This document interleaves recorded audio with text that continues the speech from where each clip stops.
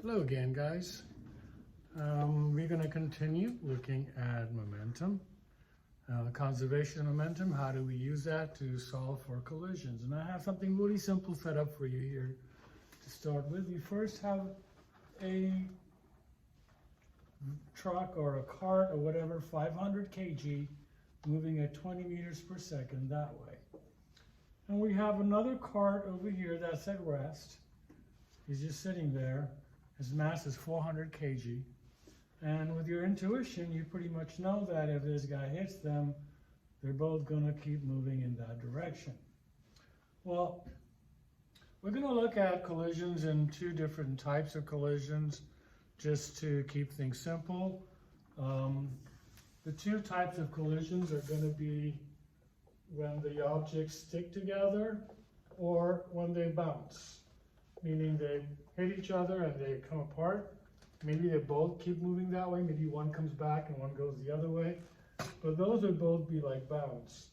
And stick would be they hit each other and they kind of join in. They kind of become into one big object.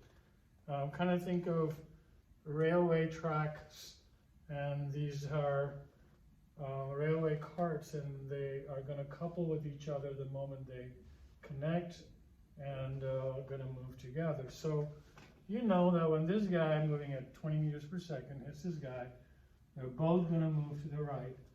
Well, how fast will they be moving? What is their joint velocity going to be? And so they're going to use conservation of momentum to figure that out. We know that momentum before must equal momentum after.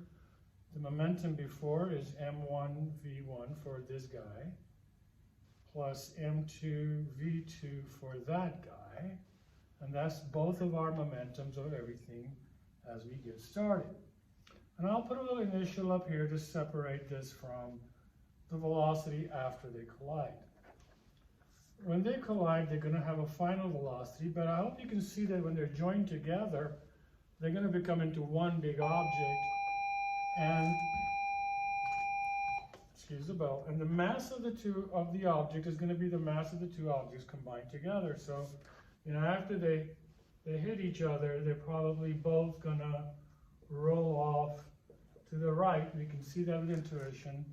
And so this would be the 500 and the 400. So together they have a mass of 900 kg, or m1 plus m2. So it's going to, the final momentum will be these two objects moving together with some final velocity vf. And so that's our little go-to equation for stick collisions. So when they stick together, you know, they're going to have the same final velocity. If they bounce, they have two different velocities, and that's the next thing we'll study. But right now we're just looking at a simple case like this. And so this is our little go-to equation for stick collisions. You might want to write it down somewhere. And so if you want to put this in, we said, okay, that'd be 500 times 20 plus 400 times 0, because he's at rest. And that should equal to 900 times some final velocity. And that's all there is to it. You just have to solve for VF.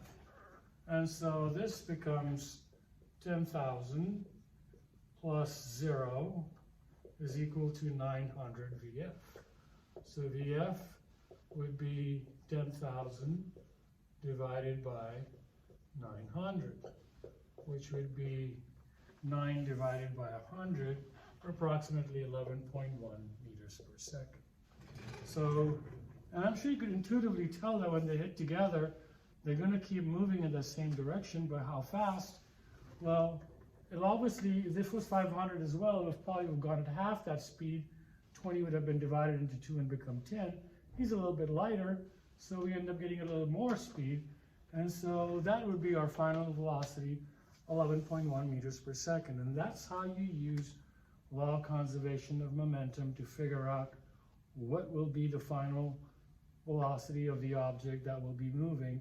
Again, using conservation of momentum, momentum before must equal momentum after, and that's all we're using.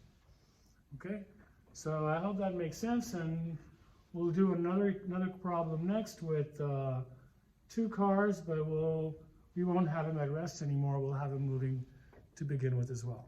We'll see you next.